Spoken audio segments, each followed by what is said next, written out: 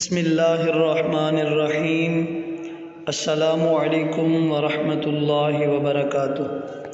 صحیح بخاری شریف حدیث نمبر 9، حضرت سیدنا ابو ہریرہ رضی اللہ تعالی عنہ بیان کرتے ہیں کہ نبی پاک صلی اللہ علیہ وآلہ وسلم نے فرمایا، ایمان کی 60 سے زیادہ شاخیں ہیں اور حیا بھی ایمان کی ایک شاخ ہے۔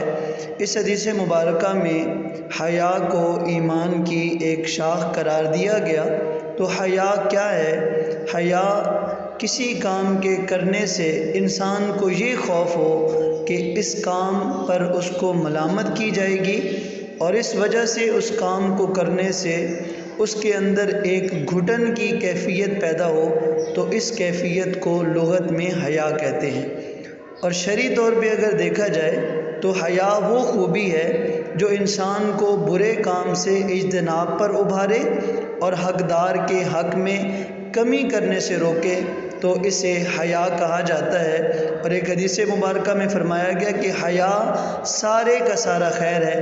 اللہ رب العزت کی پاک بارگاہ میں دعا ہے کہ وہ ہمیں بھی حیا کی دولت سے مالا مال فرمائے، آمین ثم آمین۔